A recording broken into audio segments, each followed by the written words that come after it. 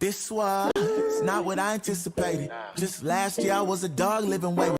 Told my mama that I wouldn't settle down for long, so how the fuck I end up so domesticated? What's the reason? Locked up abroad, gave up my freedom.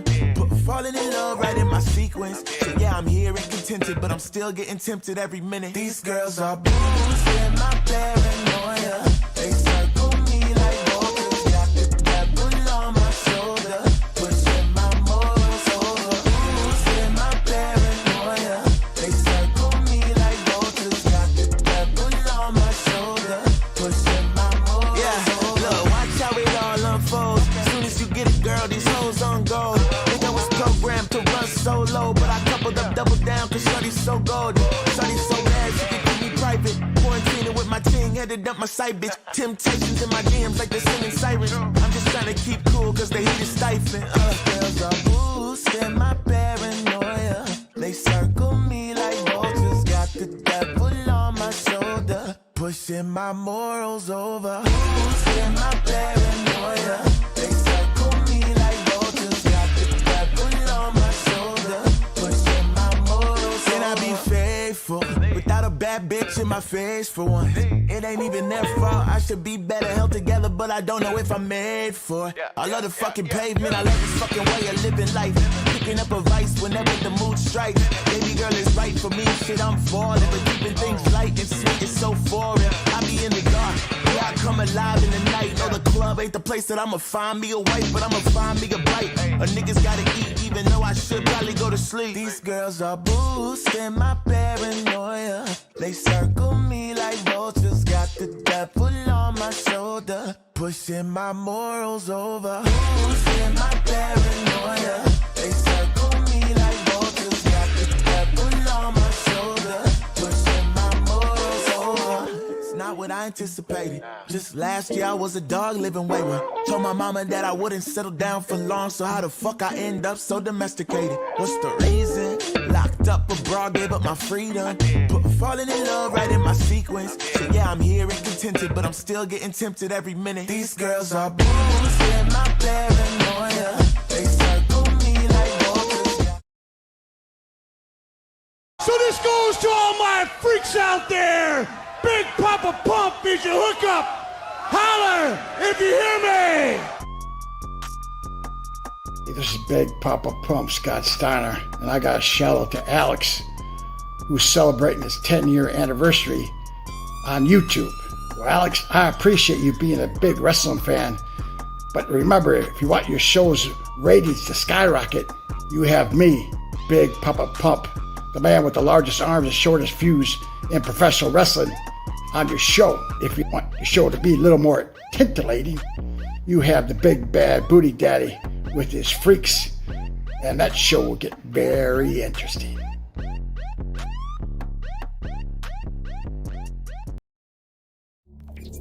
Initiating login sequence. Welcome to Alyx's world.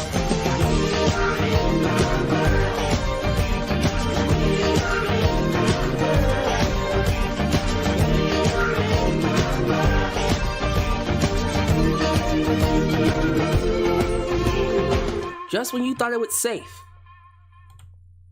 to turn on your TV and watch Dark Side of the Ring, just when you thought you've seen the worst of the worst in professional wrestling, they hit you with the most damning episode yet. The plane ride from hell was in fact a plane ride from hell. And the details of this story, although known for years, wasn't really well known as much as we thought. Because there was some stuff, there was a lot of things about the plane ride from hell I didn't know about until I saw the episode. And I'm going to talk about it. And what I have to say will most likely... yeah, it will most likely piss most of you off. I'm going to get disliked. You're probably going to unsubscribe, but it is what it is. It's the reality of the situation. It's what society is now. So be prepared for my thoughts to trigger you, which is typical here in Alyx's world. A safe space for wrestling fans like you. I'm your host, Alex, Just Alyx. We're going to kick things off with a Smackdown review, Rampage review, and then we're going to get to the plane ride from hell. So I hope you guys stay tuned. I hope you're relaxed, chilling, got your drink, got your food, and y'all just ready to hear me spit that talk about professional wrestling. But I'm going to need you to do me a favor. That's like the video, subscribe, and click the bell to catch all my content when it comes out. While you're at it, please help expand the brand by doing the following things. Join the membership today and get an opportunity to request a topic video or reaction or review of your choosing. Congratulations to Joshua Perez, who took advantage of this very awesome perk.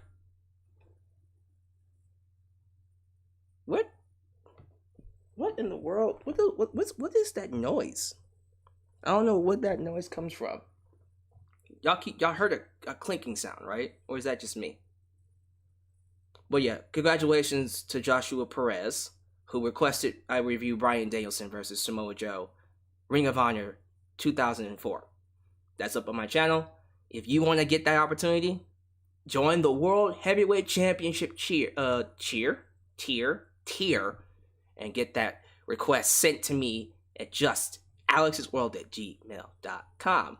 Also, like me on Facebook, follow me on Twitter at JustAlyxCentral, give me a follow on Instagram, and give me a follow on Spotify.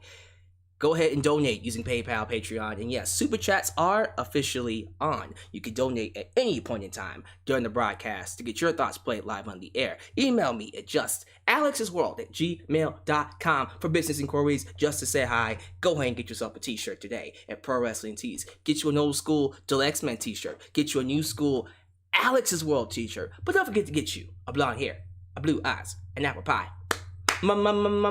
America t-shirt made by It's J Knox and Firestar Heart. Let's get a quick word from our sponsor, and then we'll get to some shouts. Today's video is sponsored by Amazon Music Unlimited, featuring 70 million songs and thousands of expert playlists. With Amazon Music Unlimited, you can listen to any song, anytime, anywhere, on all your devices. Smartphone, tablet, PC, Fire TV, and even Amazon Echo. Today, if you sign up using the link getamazonmusic.com, Just Alyx, you'll get a 90-day free trial that you can cancel at any time. Following that, you'll be paying a small $7.99 that includes no ads and no interruptions. Take advantage of this opportunity today using getamazonmusic.com, Just Alyx, in the description below. As always, I want to thank you guys for I can't talk right now. What is going on? Hold on. Sounded like Smackdown. Anyways, I want to thank you guys for making me a part of your day. Please show some love to the moderators: Firestar Heart, Ultra Shadow 97, Elias Endymion God, Zilla Hawk. Hello to the following people: Agus Chaos, Brandon Workman, Ghoul World Order, Sam 3, John Beal II, Joe Arredondo, Billy Ray Allen, Joseph Winters, Naomi Total Knockout. I think you're new. Are you new? You're a new subscriber. Welcome. Glad you were able to join us. New Japan Pro Wrestling Girl. This is a new one too. Josh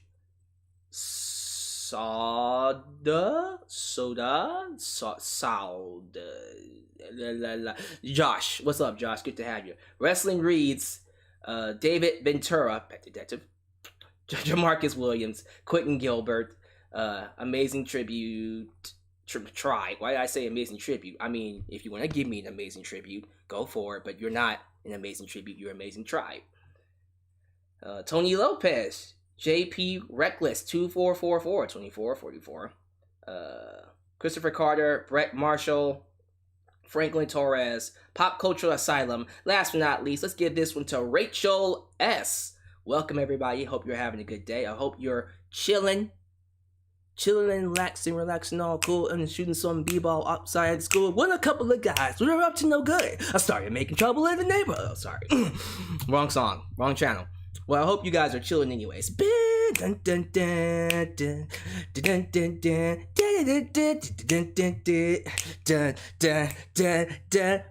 Alright, so I've had my fun. If I don't say your name, it's not because I hate you. I do want to go ahead and get to this. I don't see any super chats early on. That's interesting. I'm cool with that, but let me see how many people are here actually. 120 live. 120 people live. Welcome. So, if you guys don't mind, let's get to SmackDown. Let's knock out this show that we call wrestling. I'm sorry. That doesn't exist anymore in WWE. This is sports entertainment. This is a media company. Well, if this is their version of being entertaining, it absolutely sucked tonight. There was literally nothing that happened. Oh, I actually no, something did happen. Big E showed up. Yeah, Big E won the championship on Raw, became WWE champ, and he just brought the belt to SmackDown. He just showed up. Because. And then Finn Balor went out there. They were confronting Roman Reigns, and then they did a tag match. Finn, Big E versus the Usos. Huh? Wait a minute, what? Okay. Clearly they had no idea what they were doing tonight. As soon as I saw Big E, I tuned out. I'm like, alright, well, they're not gonna try tonight, and they didn't. Ain't nothing happened on this show. That was about it. That was the big news. Big E showed up. Oh, and Kane showed up too, because they were in Knoxville. There you go. The only two noteworthy things about SmackDown. Moving on. No, I'm going to talk about the rest of the show, but this was dumb. Not as dumb as the announcement for Brock Lesnar versus Roman Reigns in Saudi Arabia at Crown Jewel. They straight up announced it. Roman Reigns will fight Brock Lesnar in the middle of a championship feud. Now I already know the Demon's losing. There's no way in hell he's gonna beat Roman Reigns. I mean, to be fair, I didn't see the Demon beating Roman anyways. But there was at least this idea that he could have won. But then you go and spoil it by announcing that Roman's gonna fight Brock Lesnar. Oh, well, car is subject to change. Shut up. Shut up. Don't give me that the car is subject to change. Roman is gonna fight Brock Lesnar in Saudi Arabia. You already know that. They could have at least waited. Just wait until after Extreme Rules to then announce the match. Isn't the goddamn event in like October 21st? They couldn't have waited until next week? You could have announced that after the draft. But alright, it was a horrible call. And quite frankly, I'm just sick of it. I am sick of them mistreating Finn Balor. I get it. He's a professional wrestler. He's a wrestler at heart. He isn't what you call a sports entertainer. Fine. But what they did was stupid. I have no investment in Demon versus Roman now. I already know the Demon's gonna lose. Thanks. I mean, I had a feeling he was gonna lose, but at least I would have been invested in the idea that he could have won. That was so dumb. They should have not announced it. They should have not announced it. And there are going to be some people who defend it. Well, you just don't know. Maybe the Demon will fight. Yeah, the Demon's going to fight Brock Lesnar in Saudi Arabia. Yeah, okay. Yeah. Cool story, bro. Not happening. You already know the main event of that show is going to be Roman versus Brock Lesnar. You already know. I will be shocked if they actually give the belt to the Demon now. It's not happening. So that was just stupid. Is there anything else I should talk about when it comes to Roman? Oh, actually, yeah. Apparently, this is actually kind of funny. They're going to have Roman Reigns show up on Raw next week. Some of you just went, why? And I just have to question, why would you ask that question? Why would you even question why? You already know what the deal is. Those of you who don't know what's been going on, AEW's been whipping that ass. The past 2 weeks, they have beaten Raw and the 18 to 49 demographic. They've gotten more younger viewers than Raw for the last 2 weeks. And Raw is currently competing with the NFL. So, to not look bad, and realizing that AEW will have a stadium show next week, 20,000, it feels like a pay-per-view, so you already know ratings are going to be freaking massive. They had to compete somehow. So they're throwing Roman Reigns on Raw. That's their way of answering the NFL and AEW next week. Okay. I just have to question what the hell you're going to do at Survivor Series. Because you're doing the New Day versus the Bloodline, which is... That would have been an excellent Survivor Series match. Don't know why we're throwing it away for a Raw episode. They'll probably do it again at Survivor Series, and they'll make up something to explain why they're doing it, because none of this shit makes sense. And anybody that watches WWE, you already know that they don't think you're intelligent. You already know they're insulting your intelligence, which is why I get really annoyed that people still think that this company is going to give you what you want. You never are going to get exactly what you want from this company. But who cares? They're still going to like it. They're still going to find a way to say it's great. I've seen people say this show tonight was excellent. What about this show? Nope. Safe space. Safe space. Safe space. Safe space. You are free to think that. If you thought this show was the greatest episode of SmackDown in the world, that is you. But do know, I don't understand. Probably will never understand, because I thought this show was bad. There was nothing about this show that was worth a damn. At all. And the fact that they're taking Roman and putting him on Raw kind of shows you how much value they have in their champions. Because, well, not just that, the brand split to begin with. Why are we even doing a brand split if they're just going to show up on the shows anyways? It's a waste of time. I'm at the point now where it's like, just, honestly, real talk, just drop the brand split.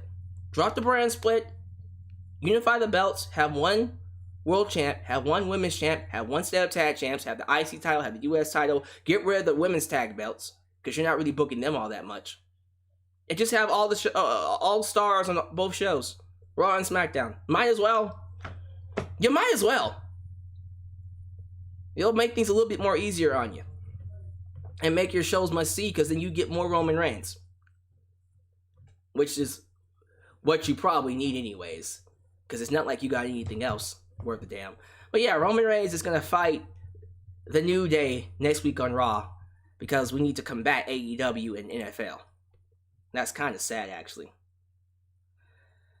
Alright, is that the only thing I have left to talk about when it comes to Roman? Yeah, that's about it, because the rest of the show is just whatever. Like, as I said, Big E and Finn Balor took on the Usos, and then they beat the Usos, so I guess they're gonna get a tag team title match? Rick Boogs is still getting pushed like a monster. Not against that whatsoever. Love me some Rick Boogs. He beat Robert Roode. Yeah, Robert, don't call me Bobby Roode. Kevin Owens was getting ready to fight Happy Corbin, but Happy Corbin attacked him because I don't fucking know. Do you care? Oh, you don't. I'm happy you don't care. The only thing I care about is when Kevin Owens gets the fuck out of there and becomes All Elite. Yeah, this is crazy.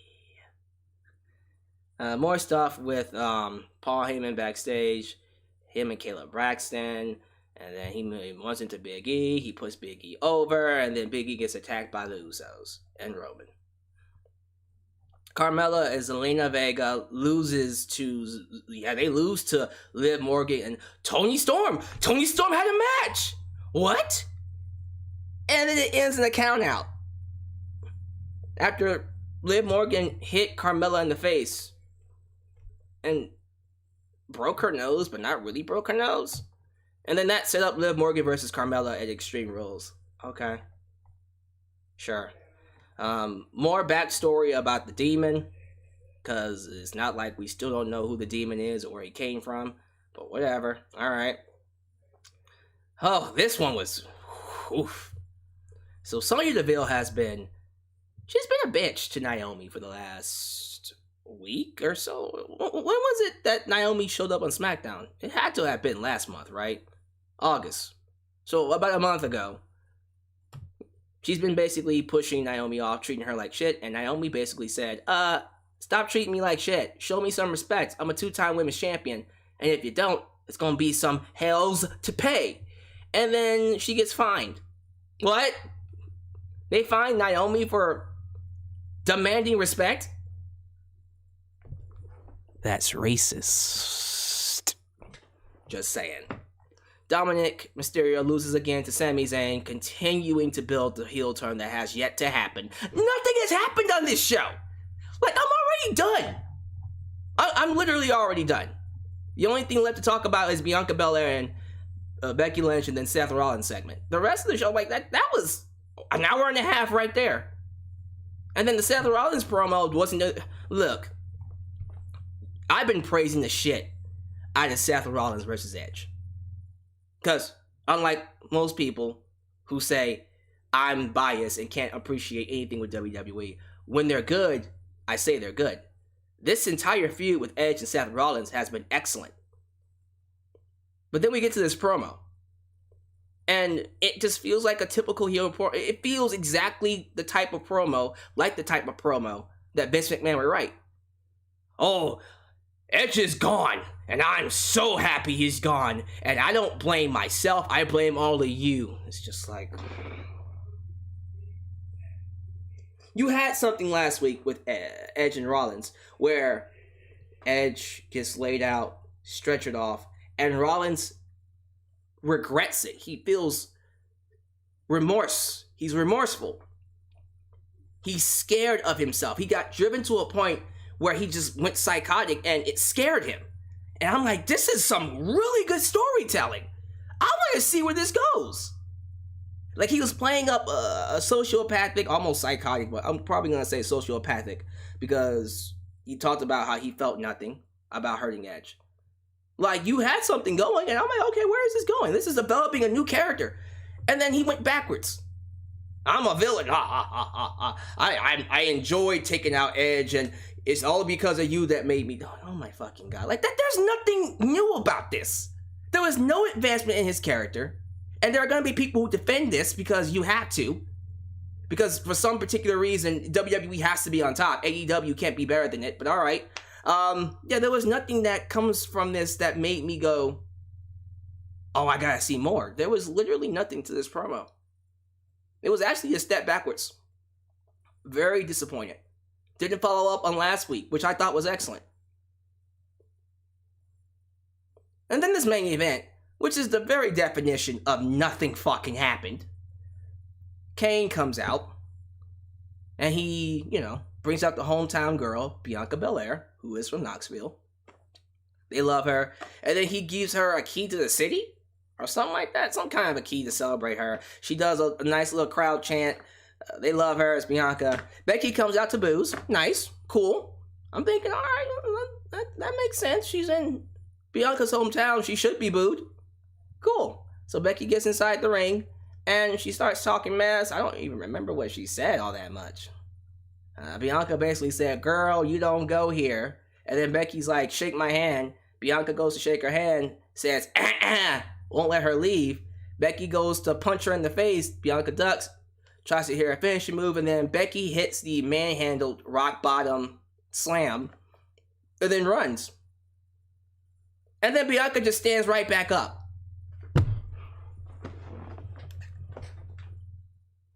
Wait a minute. Let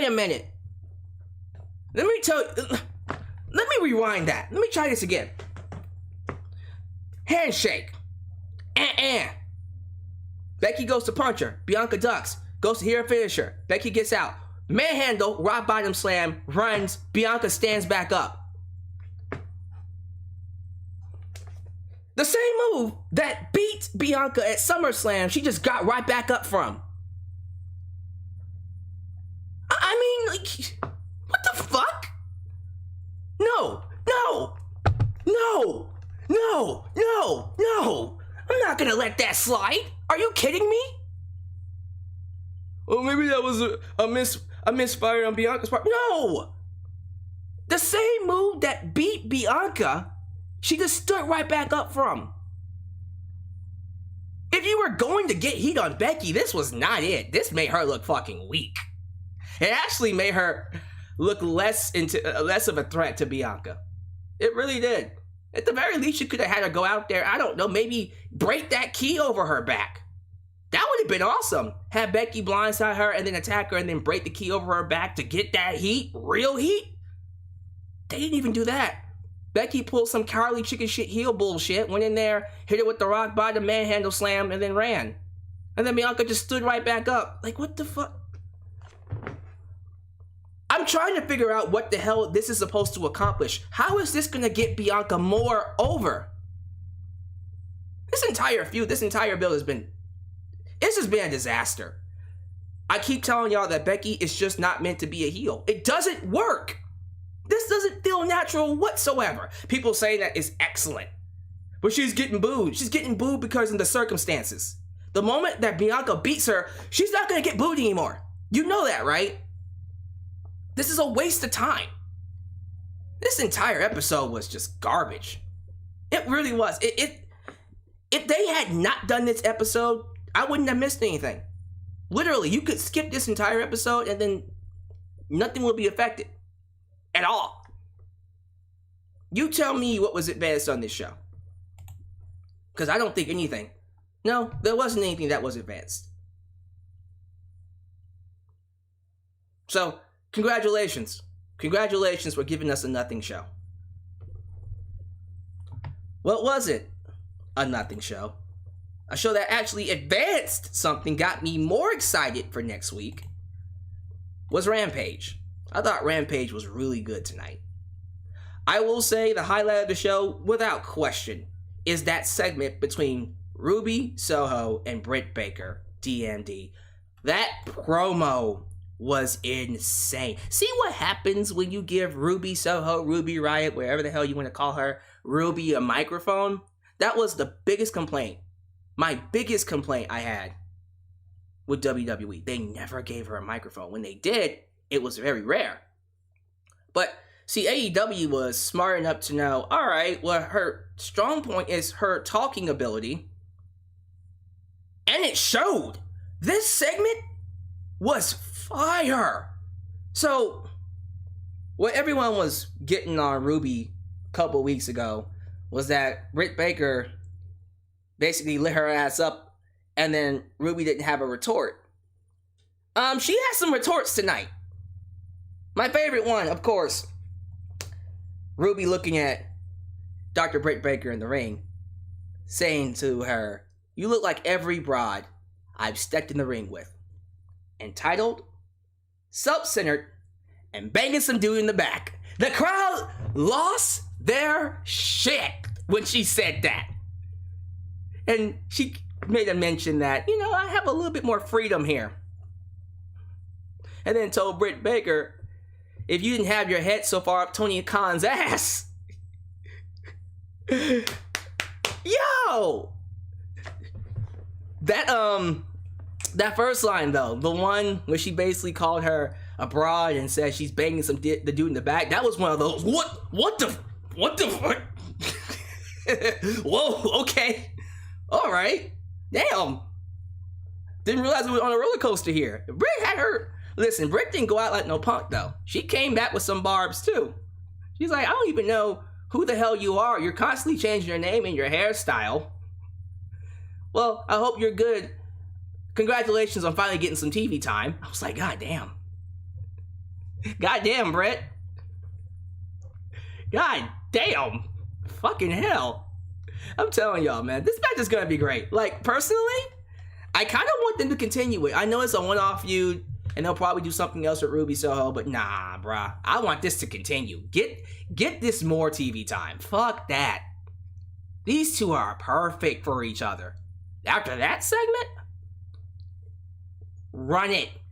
Keep running it. I almost want Ruby Soho to beat Britt Baker and then them do a rematch at Full Gear and get Britt that title back. Seriously, I want that to happen. Because Ruby is amazing. Y'all been sleeping on Ruby. Everybody's been sleeping on Ruby. Not necessarily your fault, but...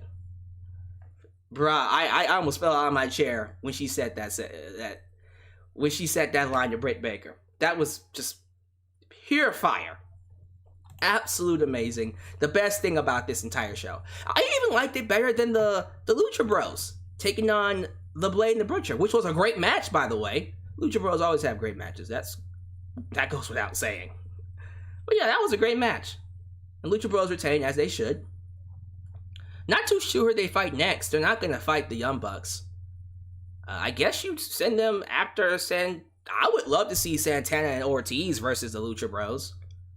I would love... Oh, there you go. That's who you send them after. Santana and Ortiz versus the Lucha Bros. Come on now. Come on. That's a fire-ass feud. The stuff between Anna Jay and the Bunny...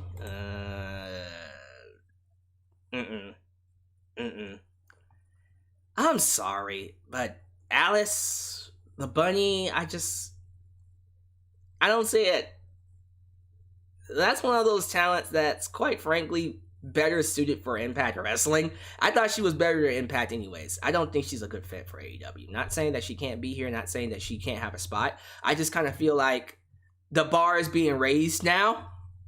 And because the bar is being raised higher and higher and higher each week, people like the Bunny and Penelope Ford, they don't look so good in comparison. And they're not getting better. That's the problem I have with people like the Bunny and Penelope Ford. They're not getting better. They're not growing with the roster. While Anna Jay and Ty Conti are constantly getting better. So, quite frankly, I'm ready for this to be over with. Let's move on. Let's get some new women on these shows. Where my girl Big Swole at? Where's Hikaru Shida? Where's Serena Deeb? I think she's injured, but she should be okay. Where's Thunder Rosa? Y'all giving this TV time to the Bunny. Why? For real, like, she's gotten enough TV time. It's not working. See, I can be critical of AEW too. Y'all just think I'm just critical of WWE. Yeah, I'm not a fan of the Bunny. I think Anna Jay and Ty Conti should be fighting other people, like Big Swole. Just saying. Matt Hardy shaved the head of a fan, or a plant. This is to hype up Orange Cassidy versus Matt Hardy in a hair versus hair match. That's going to happen sometime in the future. Don't know exactly when it's going to happen. Man, I want to go back and rewatch that Britt Baker and Ruby Soho segment. That was too good. The main event was Fuego del Sol taking on Miro. Rematch. This one wasn't as lopsided as the first match. This one had a little bit more time, and Fuego got a little offense on Miro, but to no avail. Miro still whooped that ass and took his car. Only for Sammy Guevara to run out and make the save, and we're gonna get Sammy Guevara versus Miro for the TNT title. Give it to me! Give it to me now. Give it to me. Give it to me. Hell fucking yeah. Sammy Guevara versus Miro? Oh, that's gonna... Oh, you know what? I want Sammy to beat Miro. I actually want to see that. I think Sammy's the perfect guy to beat Miro. Will he? Probably not. But yeah, I think Miro losing to Sammy would be freaking amazing. See what happens when you take your time to build up wrestlers like Miro? Make him feel dominant, make him feel like a threat. And you build him up, you build him up, you build him up, you build him up. And then you got the young blood over here, Sammy Guevara. Give him a story, and you send him after Miro. You actually have something called interest. You want to see Sammy actually beat this guy, which would give Miro a reason to make you want to hate him, because that's his job as a villain, to make you want to see him get beat, which then allows him to do his job properly. And then we have this thing, magic happens. We have this thing called a reason to give a fuck. And we get a match that's actually going to be good. I wonder why AEW is beating WWE in the demographic. By the way, those of you who are keeping up with the market values, AEW's market value actually went up. And I'm hearing, I don't know if this is actually true, but I read it, because anything I read on the internet is true, right? But I read, and I think this was Dave Meltzer, which again, just take that with a grain of salt. But I read that AEW's market value is about to match Monday Night Raw. 400 million. 400 million. That's crazy. Understand what that means. AEW's market value being 400 million, that means they can get on a big... They can basically get on USA Network. USA Network can say, you know what, fuck this show, we're giving it to AEW. They're not going to do that, but they could. Uh-oh. I'm just saying, market value for 400 million? Shit, that's pretty good. And think about this too. Raw's been around for over 2 decades. 3 decades. Close to 3 decades. It'll be 3 decades, 2023. In 2 years, it'll be 3 decades. It'll be 30 years. Jesus Christ, I remember the 20th anniversary. I'm old.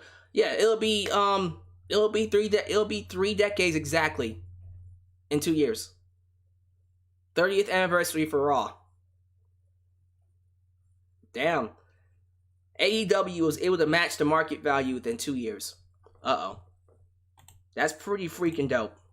That's incredible to me. So, hey, y'all have y'all fun.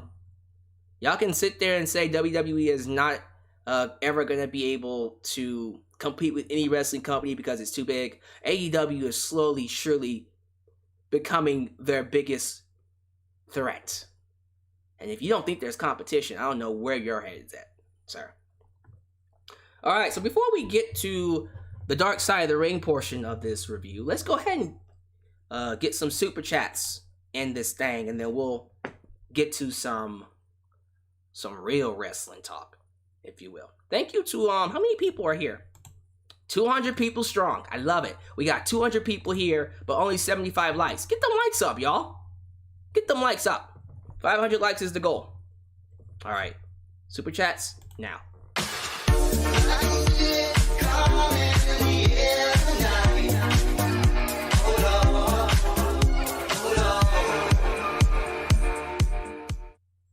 Dark Side of the Ring was the most interesting thing to happen this week in pro wrestling, to be honest.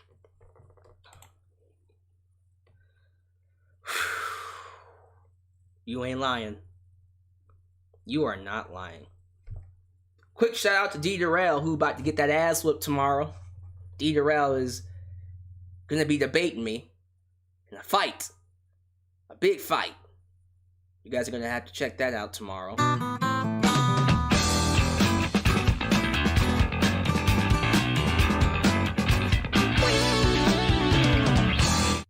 AEW Rampage was a better than Smackdown. Oh, absolutely. Without question. And I might have to go ahead and, I might have to play that promo video before we get started. Because I do want to promote it before we get to, the Dark Side of the Ring. Do I have it? I should.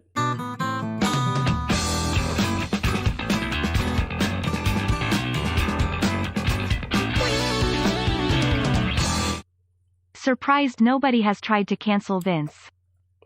You can't. I doubt you'll be able to cancel Vince. So, once again, shout out to D. Darrell in the live chat who's about to get that ass whooped tomorrow in our debate. Now, I bet y'all are wondering, Alex, what debate are you talking about? What kind of debate is happening? So, 3 months ago in July, 2 months ago, feels like 3 months ago, 2 months ago, I debated D. Darrell over new generation versus old school. Who had it harder when it comes to professional wrestling? And D. Darrell won. He beat me.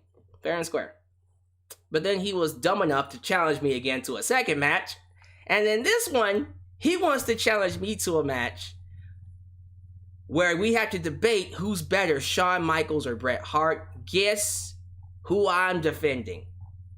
Shawn Michaels. D. Darrell, you made the biggest mistake of your life.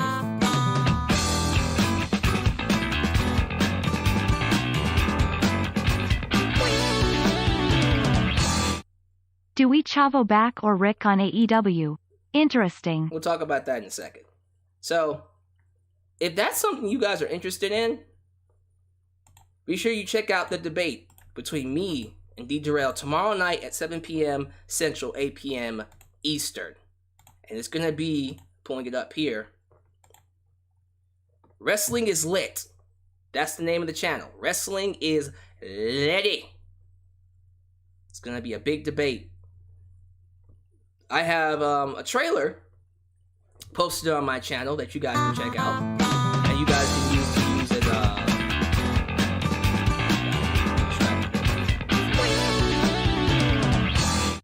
Naomi is one of the best things on Smackdown. Absolutely. And you guys can go to that trailer to find the link. But yeah, check out that debate tomorrow. Go ahead and be there and watch me whoop that behind right here on YouTube. So, that's my final plug for that. I'm gonna pause super chats, and you guys can continue donating. I'll get to the rest of the super chats at the end of the broadcast.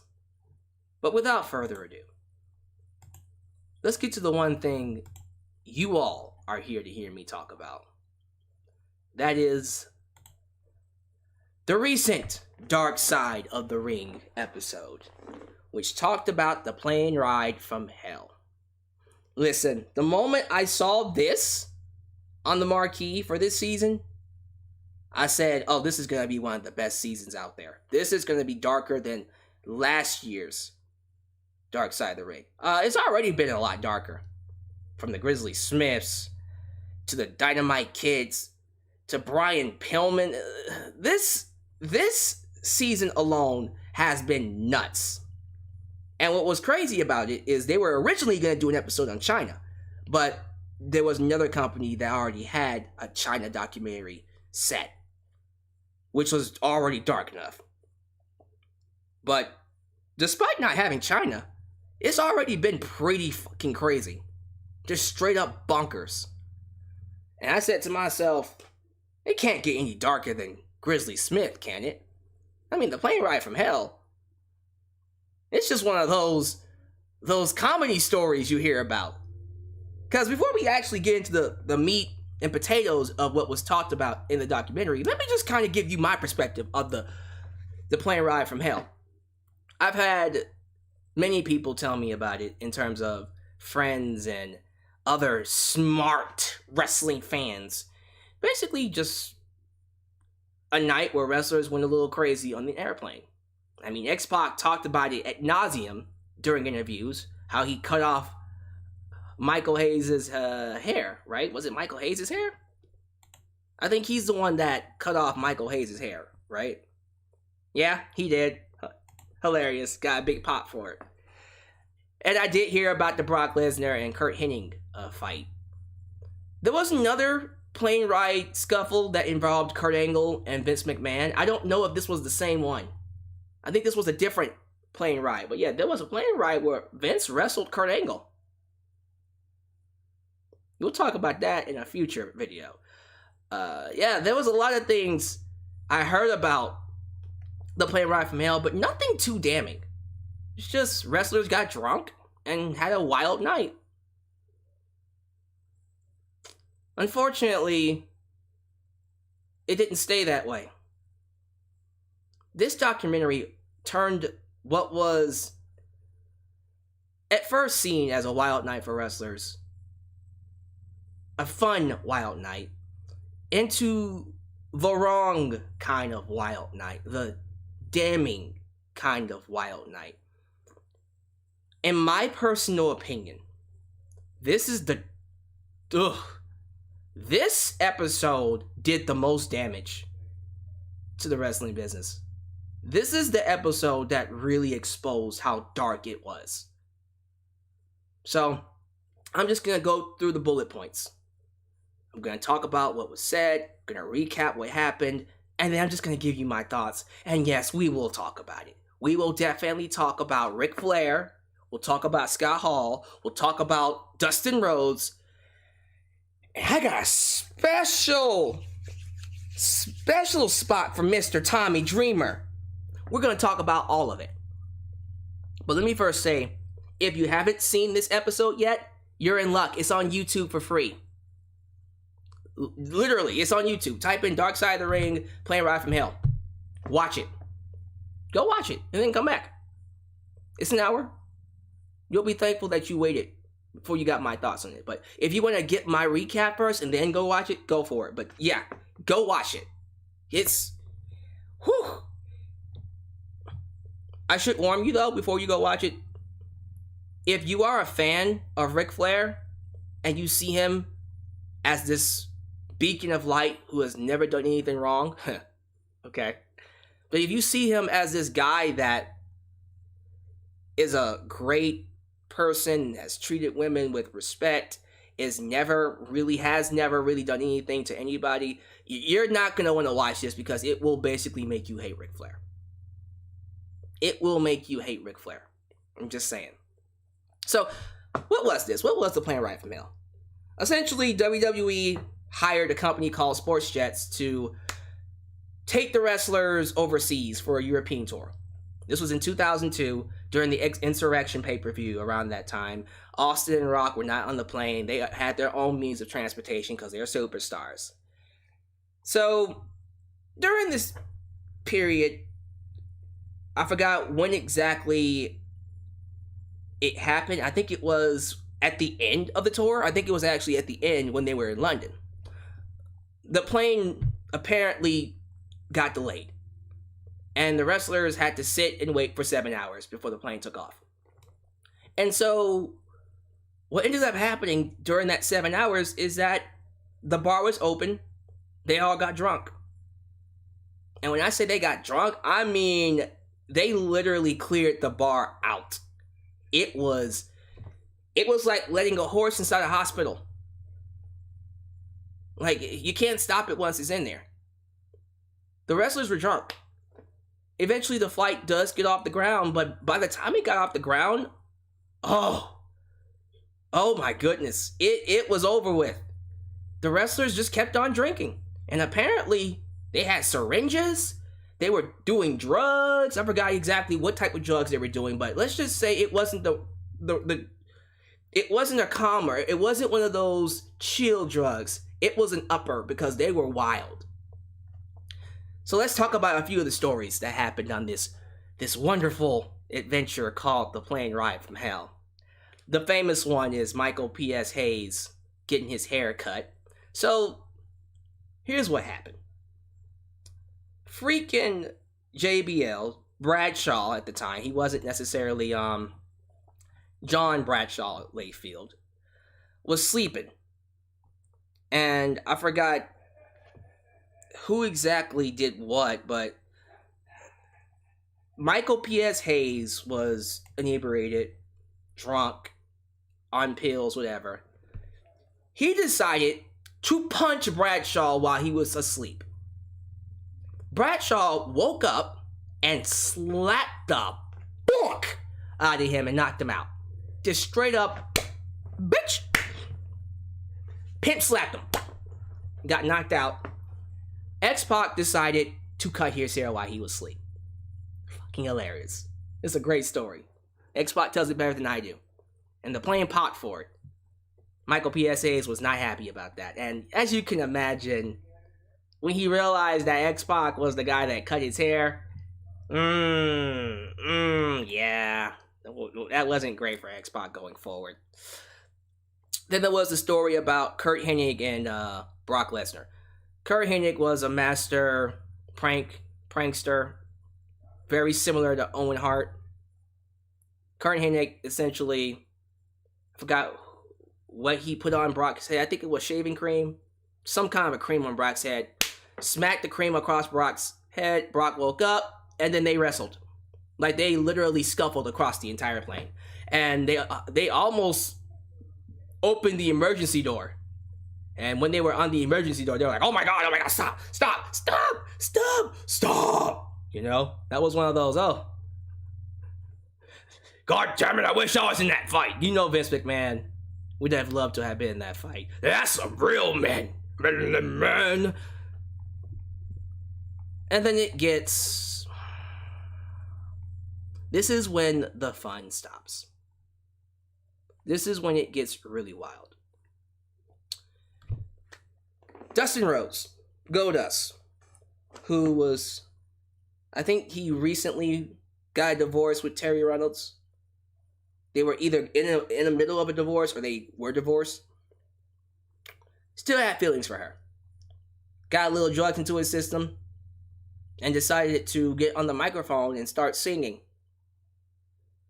Start singing to his divorced wife, Terry Reynolds. And it creeped her out. Everybody was like, dude, this is sad. This is really sad. Jim Ross had to get in there and basically said, dude, sit your ass down. Now, here's the thing about that. If it had stopped there, I would be laughing like, you drunk asshole. The documentary then reveals, while in this state of mind, he goes up to one of the flight attendants and tells her to her face, I'm gonna fuck you tonight.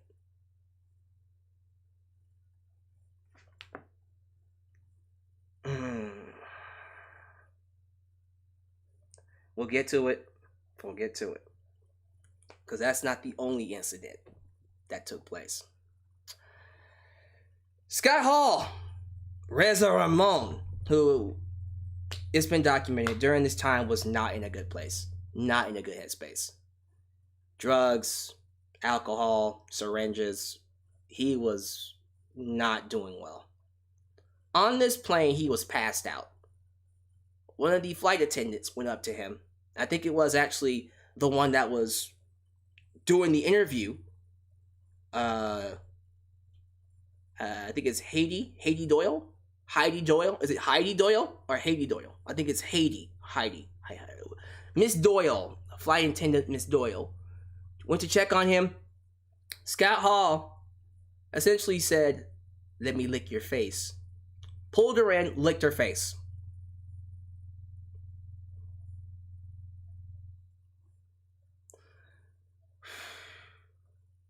Then we get to Ric Flair. Then we get to the infamous open robe incident. So back then, to pop the boys, Ric Flair would walk out butt naked in his robe. And it's all hanging out. Penis and everything. And he would just go swinging it around, doing tricks with it, and the boys would love it. They'd pop for it. Kind of embarrassing to hear about. That alone is just like, I don't want to hear about that with Ric Flair. That's not the image I want to have with Flair. And it would have been okay if it stopped there. This is the worst part of the entire show at this point. They then go on to reveal that the same flight attendant that got licked by Scott Hall was then cornered by Ric Flair in the back in 2002. He cornered her and then said, come on, baby. Come on. Get you some of this. Do you want to ride Space Mountain? Grabs her by the hand, tries to force her to touch his junk. She's saying, no, stop. He's still doing it. He's still trying to get her to touch his junk. And that traumatized her. And again, this has been documented. They did go to court over this. No, actually, they didn't go to court on this. It was settled. They settled on money, essentially. They gave her money, hush money, to shut up and not bring it up. And her husband pushed her to do that. Again, this is 2002. Not saying it was okay. I'm just saying, like, this was a different time. It was a different time. So yeah, Flair essentially sexually assaulted the woman. Now, Flair has come out and said that this story is not true. Even Scott Hall said that the lady in the video said that they were lying. This story is not true. And then last but not least, Tommy Dreamer. Tommy. God damn it, Tommy. Tommy fucking Dreamer. Tommy Dreamer was interviewed for this episode. So, when asked about Ric Flair and his behavior, Tommy Dreamer could have given a straight answer. He could have simply said, I have never seen Ric Flair force himself on anybody. I've been around him all my life. That's not who he is. And shut his mouth. He could have just said that and then moved on. That's all he had to say. He didn't have to say anything else outside of that. But no, he couldn't keep his fucking mouth shut. He had to keep going. And then he ended up saying the following things, which, by the way, this is on Twitter. This is all over social media. Again, the entire documentary is on YouTube. You can go watch it for yourself. Here's what Tommy Dreamer had to say about Ric Flair essentially sexually assaulting a woman. Flair is never going to impose by force any sexual stuff onto anybody. He just likes to style and profile to get a laugh out of the boys. And someone decided to take offense to it. I see people trying to portray Ric Flair as a sexual predator, and he's not. It's a joke. It's a gag. Today, 1000% inappropriate. But you know what is also inappropriate? I'm serious, this is what he said. You know what's also inappropriate? My hair is inappropriate. I have 2 ponytails. How dare I have 2 ponytails? Someone is going to be offended by it. I've hung out with Ric Flair, and I've never seen him try to force himself on anyone.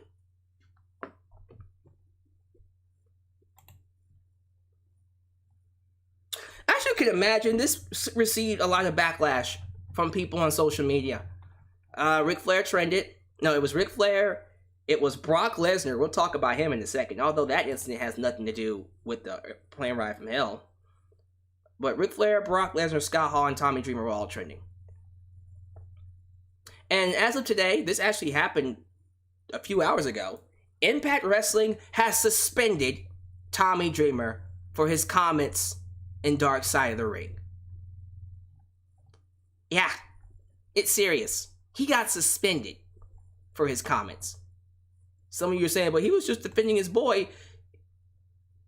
If I can be completely honest for a minute, if that was him defending Flair, he would have been better off keeping his mouth shut, because that didn't help anybody at all.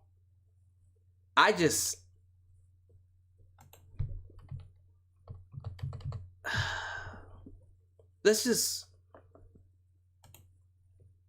just talk about it. Let me just give you my thoughts on the entire situation, because this episode, it really opened my eyes to how fucked up wrestling was back then. Now, I've already known that it was a different business compared to today, but Jesus Christ, really? And here's the crazy part about all of this. Did you know that Vince McMahon was on that plane the entire time? Vince McMahon was on the plane while all of this happened, sitting in the front row. But he told Jim Ross to go handle it, because Jim Ross was the executive vice president of talent relations. He was in charge of talent, hiring them and firing them. So Vince said, go handle it. So as you can imagine, who took the blame for it? Wasn't Vince. Wasn't Vince. It was Jim Ross. Jim Ross took the heat from this incident. Oh, Jesus Christ. Like, this is a black mark. This might have been the biggest black mark on the entire business. Dark Side of the Ring, they don't pull any punches. They let you know straight up, guys, wrestling is not the best place to be. It is horrible. It's better today. But back then, whew. Oh my goodness. So where do I even start? I guess I should start with Ric Flair. That's the hottest topic. People are saying that Ric Flair should be canceled. Ric Flair is a sexual predator and all that kind of stuff. Here's how I see it. Ric Flair, again, if true, which likely might have been the case, it looks like it was the case, but assuming that it's true, I see a lot of people doing the whole, well, it was a different time. It was different back then. It was accepted. So it wasn't really a bad thing. He was just, he was just doing what everybody else did. You know what was accepted once in society too? Slavery. You know what was also accepted? Women not working, staying at home. Does it make those things right? Although it was accepted by society, did it make those things right? No. What Ric Flair did was sexual assault. And yes, is there some credence to the idea that it was done often? Absolutely. Listen. I went to high school, believe it or not. I was around men all the time, and I saw that. I remember a couple of instances where a boy went up to a girl that he didn't know, grabbed her by the hand, and made her touch his junk. There were some girls that liked it. There were some girls who didn't. There were some instances where boys would go around smacking girls in the butt without consent. That still happens nowadays. But that's still considered sexual assault. There are some girls that like that. There are some girls who don't. I literally had girls come up to me and just straight up tell me, I can't. I'm not going to get into that story. That's another story for another day.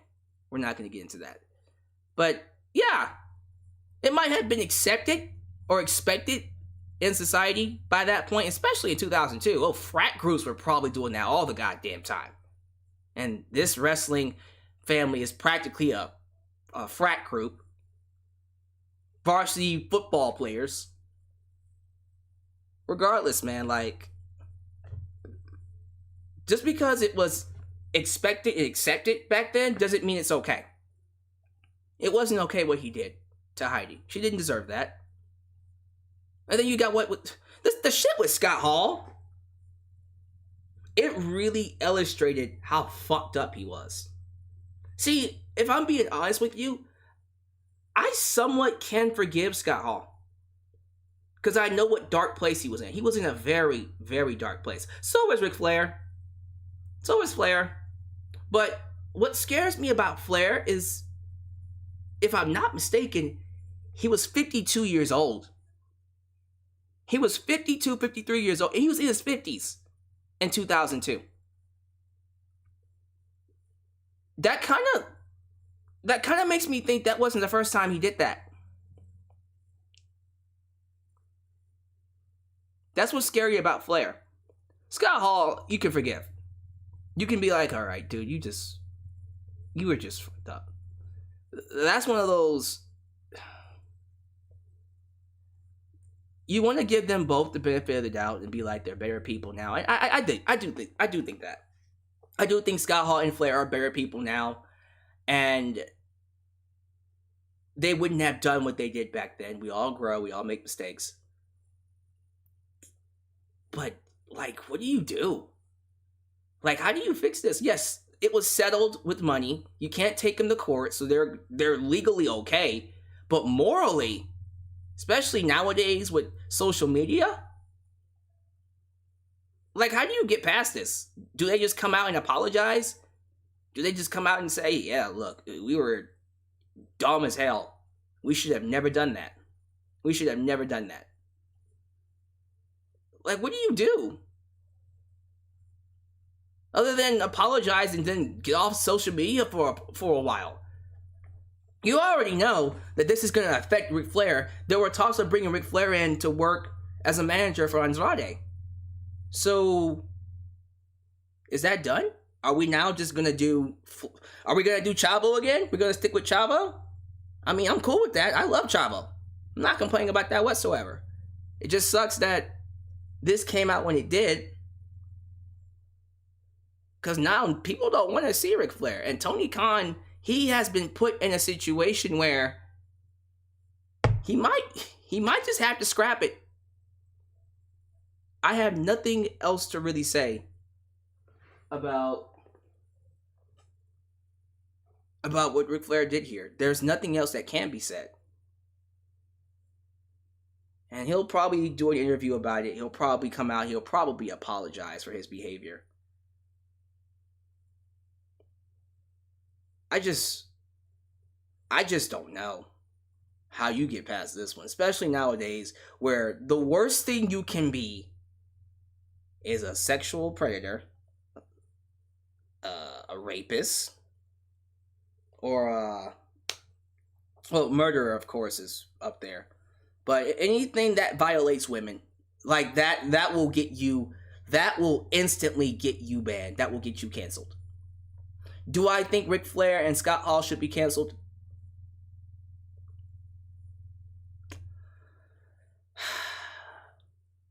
Nah, they shouldn't be canceled. They should apologize. Oh, for sure. They should come out and apologize for what they did. But then they should go away. Ric Flair should wait. Give him some time away. And then bring him in. Cause yeah, I don't really know if just apologizing is gonna be good enough. I don't. Cause Tommy Dreamer, who did a very poor job, by the way, him simply defending Ric Flair got him fired. I would hate to see what that would do to AEW if they just brought him in, despite the documentary. He needs to apologize. He needs to get out on some kind of a social media broadcast, platform, podcast, and just say, I'm sorry. I don't think he should be canceled, but he shouldn't be on TV for a while.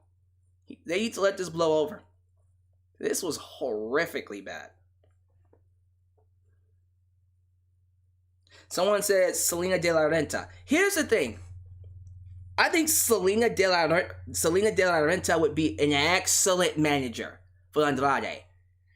But you already know that Charlotte Flair ain't gonna be with that. Because Selena De La Renta is hotter than Charlotte Flair. So you already know Charlotte's gonna be insecure as fuck. That's not happening. Y'all already know Charlotte ain't gonna have her man be managed by another woman. Sorry. You know that. So, Chavo Guerrero it is. And maybe Vicky Guerrero. That's the only woman he can get. People are asking me what happened with Brock. So let's talk about that. And again, this had nothing to do with the plane ride from hell. He wasn't even doing this on the airplane. I think it took place afterwards or before. I think it was before. So before the plane ride from hell, Terry Runnels was backstage during Raw. Brock Lesnar was in a towel. He said, hey, Terry. He basically told Terry to turn around.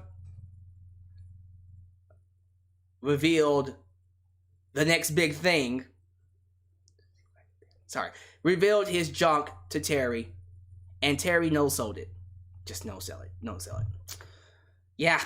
Here's the thing. I've been heard about that story. That was not new to me. I been knew about that. I was like, yeah, he was a fucking jerk. He probably did that to Sable. But Sable didn't go. Sable didn't no-sell it. Sable sold the hell out of it, if you know what I mean. Sable oversold that thing. Sorry. Yeah, that wasn't okay what he did to Terry. Terry got fucked around. That woman dealt with a lot of shit. But not as much as Heidi. What happened to Heidi was disgusting. Yes, she got money out of it. Yes, at the end of the day, it's not like she was raped or anything bad happened to her. But she was traumatized. Okay?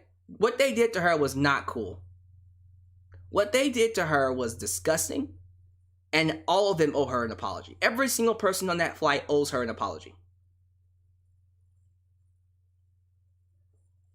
Because that was easily the crazy thing about all of this.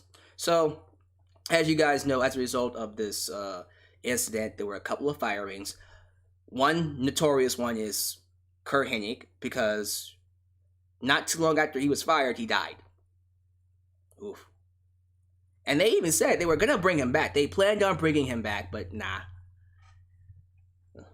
That wasn't meant to happen. Scott Hall was fired And I think that was the last time we saw him in WWE. JR was going to fire Dustin Rhodes, but chose to fine him instead. And then when asked why Ric Flair went unpunished, Jim Ross couldn't answer him. He said Ric Flair was protected. He was made of Teflon. Made man. See, this was around the time where celebrities could do stuff like that and it'd be okay. This was at the tail end of the celebrity culture, where if you were popular enough, if you were big enough, if you were to a point with a lot of money, with pull, with stardom, you could literally do anything you wanted to do. Literally anything. And people would sweep it under the rug. That was Ric Flair. I mean, for fuck's sake, as much as I hate talking about it, as much as I love him, Stone Cold Steve Austin was a woman beater. Stone Cold Steve Austin was beating up, he beat up Deborah. He was pounding her. Would smack her across the face, knock her down. Yeah, he beat Deborah. He beat her up. The only reason why people aren't giving him shit for it is because he's Stone Cold Steve Austin. And also, Deborah isn't really helping things because Deborah is still friends with him. Deborah let him beat her up, and she was cool with it. That's the relationship they had. Deborah's like, yeah, he hit me. It's okay. Like, what do you do with that? Like seriously, how do you respond to a situation where he was assaulting his wife, just straight up beating her, and she's all like, okay. Like, what? Like, what? Okay, like, it's not okay that he did that, but that's one of those, well, what do you do? What do you do? So, like, you hear these stories of politics, and you hear these stories of men being abused, Pat Patterson taking advantage of boys, making them do sexual favors for him. It's disgusting. It is some dark shit when you think about what some of your favorites have been doing. Don't get me started on Shawn Michaels. Please don't get me started on Shawn Michaels. But yeah, that was during a period of time where you could do whatever the hell you wanted. And Ric Flair was that type of dude. He was so much of a star, he could do whatever the fuck he wanted and get away with it. And he did. He should have been punished. But what will probably end up happening, and I said this before, he'll do a podcast, he'll come out, he'll apologize, he'll say he was in a dark place at that time, and he was. Mentally, he said he was done. He wasn't feeling himself. Maybe that was his chance to feel like himself, and he made a mistake. He'll apologize, he'll probably throw some money at Heidi, and he'll go away. And then he'll come back.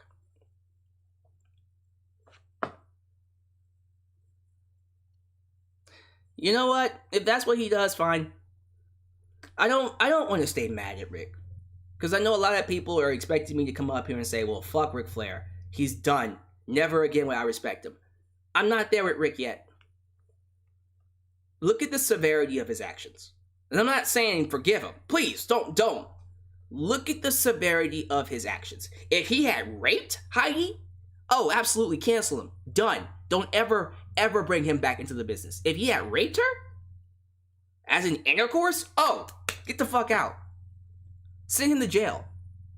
Well, you can't because he got off. But if he had raped her, oh, no more Ric Flair. We're done. What he had basically did was, again, at the time, although it was done okay, was very fucking common.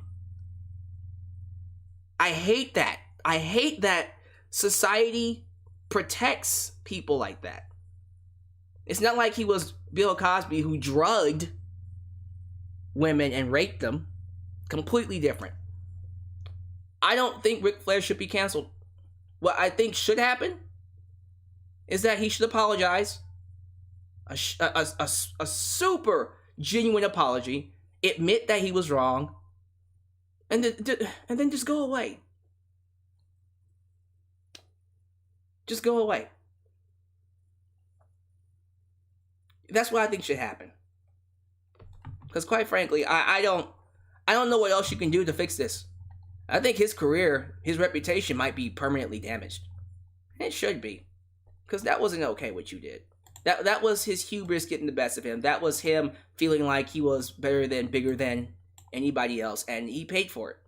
As he should have. It was gross.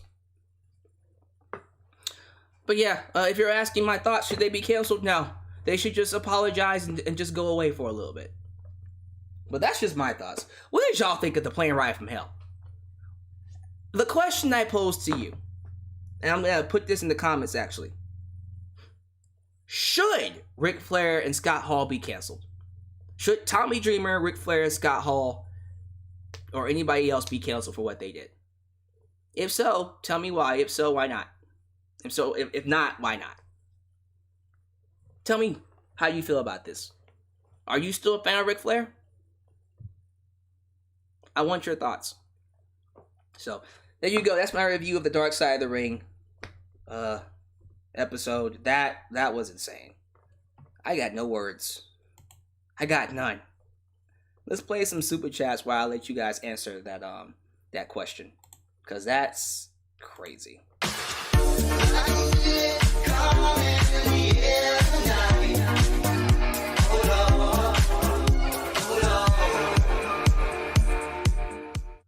I don't think I could look at Rick or Brock the same way again. Seriously, man. Again, it's a different culture now. What was accepted back then is not accepted now.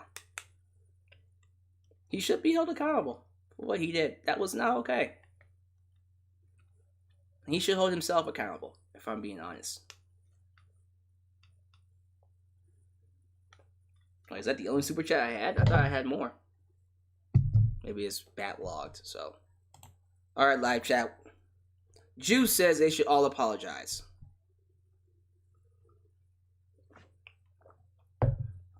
I agree with that, actually. Juan Lopez. Bro, if we don't hear him say, I wasn't proud of that moment. And not only my career, but my life. Okay. So essentially he's saying,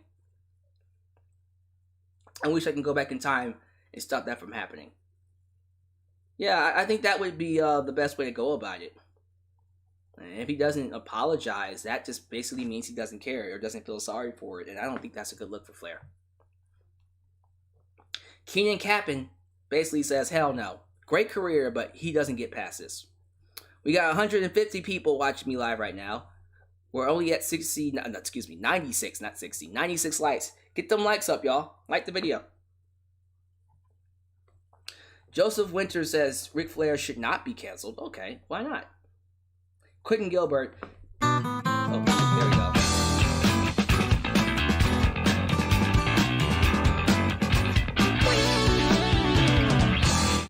They should not be canceled. That was years ago. Right. And their careers aren't necessarily going on right now. They're already retired, so what can you do? I see what you mean by that. Quicken Gilbert says, we all make mistakes. Mistakes happen. They're different people now. Yes, what they did was fucked up. But they're different people, so they should get a second chance. Alright, fair. That's fair. Ultra Shell 97 says, wrestling is wild, man. The shit that goes on behind scenes, you have no idea. I am of the impression that everybody in the business, some shape or form.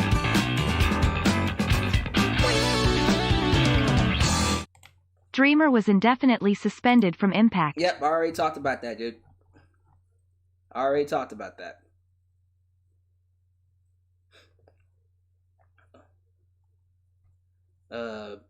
Benny Leon.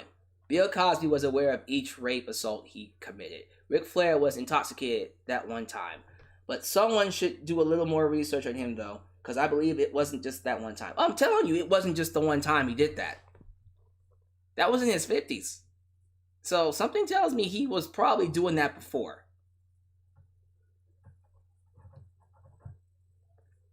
Amazing Tribe says Heidi was just seeking more money and more clout just to get another payday because she spent the settlement money from before. Ooh. You sure you want to take that stance, bruh? You have fun fighting that battle. Jesus. Dustin Rhodes made his Twitter account private. Yeah, he's basically off social media.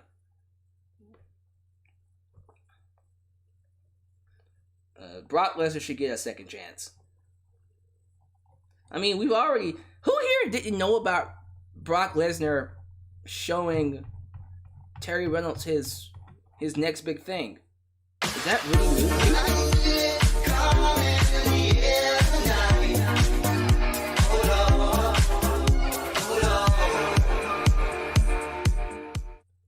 They should have gone back to the hotel and waited till they got clearance to board the plane to head back. Would have caused less headaches in the end. I mean, in hindsight, you could say that. But, like, seriously? Like, I have nothing else to really add other than they should have not been stupid.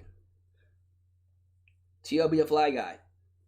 The only reason we really care about this is because it's Flair and Lesnar. Can you imagine the nobody who did these things to? Oh, the people we don't talk about? That's what I'm saying. Like, this was common, y'all. Very common. I told y'all I went to a high school where boys would grab girls by their hand and make them touch their junk. That was common back then.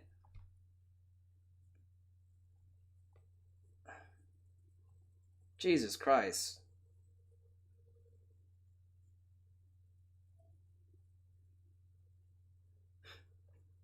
Anthony White says, stuff like this makes me glad HBK changed his life around.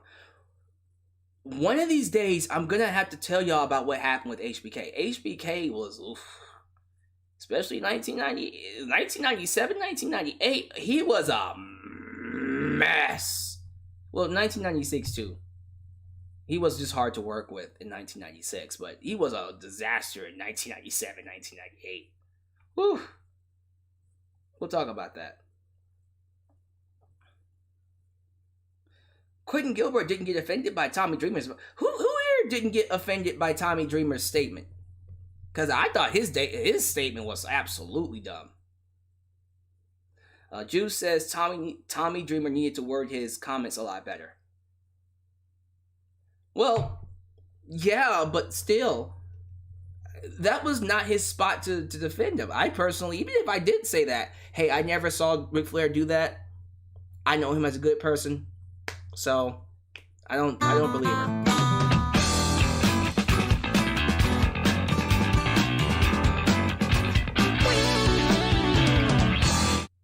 Canyon's story is next week.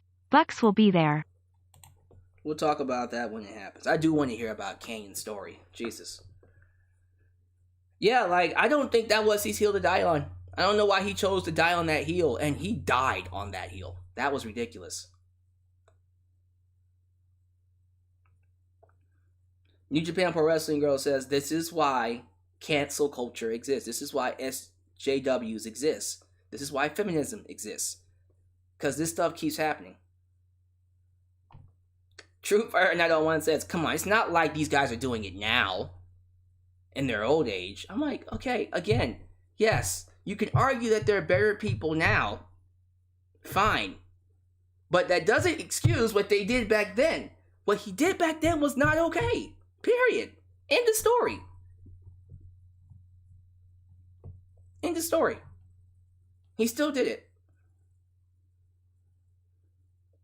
Selena de la Renta is muy caliente. Yes, she is. And let me tell you something. Andrade, you can get her all you want, but you're going to be sleeping on the couch. Because Charlotte don't want her man getting with no Selena de la Renta.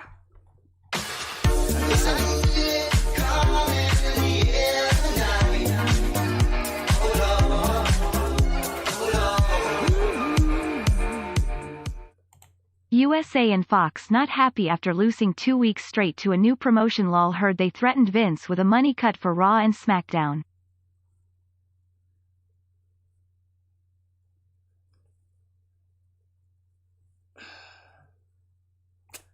I would like to believe that story, but it's probably not even that severe. Yeah, you'll probably get to that point. We'll have to see.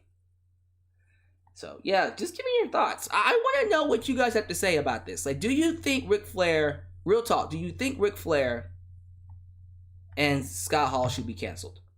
They were both in a dark place in 2002. Hall's history with drugs, Flair's history mentally was not good. It doesn't excuse their actions, but can they just simply apologize and then take a break from social media? Would that make you forgive them?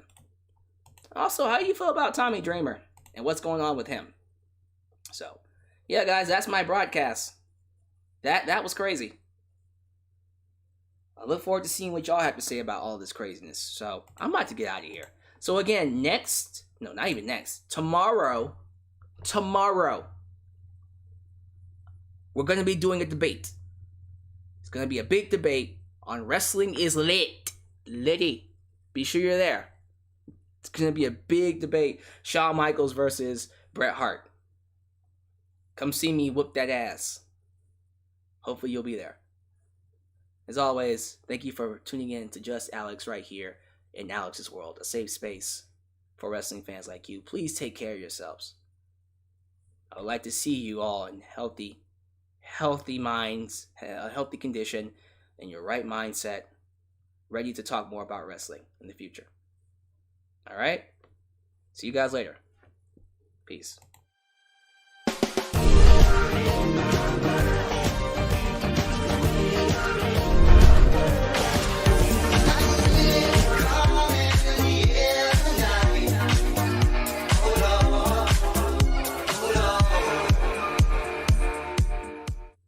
Do you think Dark Side of the Ring is hurting the business? I think Dark Side of the Ring is doing exactly what it needs to do. And it needs to expose what the business was and showing us where it is today. I guess I'm not leaving. I tried to get out of here. Y'all are just like, nope, we got how many more super chats? Do y'all still listen? Y'all want to just donate? Cause I see like super chats just coming in.